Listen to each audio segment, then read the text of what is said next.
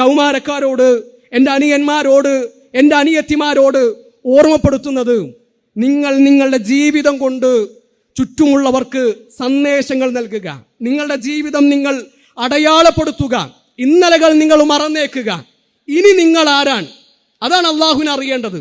ഇന്നലെ വരെ നിങ്ങൾ ആരായിരുന്നു എന്നത് പ്രശ്നമല്ല. ഇതുവരെ, ഈ നിമിഷം വരെ നിങ്ങൾ ആരായിരുന്നു എന്നത് വിഷയമല്ല. ഇനി മുതൽ നിങ്ങൾ ആരാണ്?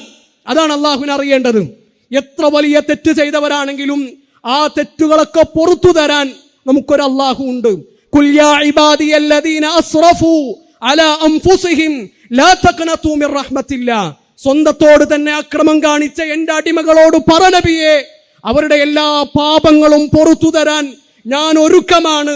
അവർക്ക് മാപ്പ് കൊടുക്കാൻ ഞാൻ ഒടുക്കമാണ്. ഇന്നഹു ഹുവൽ ഗഫൂറുർ റഹീം. അവനെല്ലാം പൊറുക്കുന്നവനാണ്, അങ്ങേയറ്റം കാരുണ്യം കാണിക്കുന്നവനാണ്.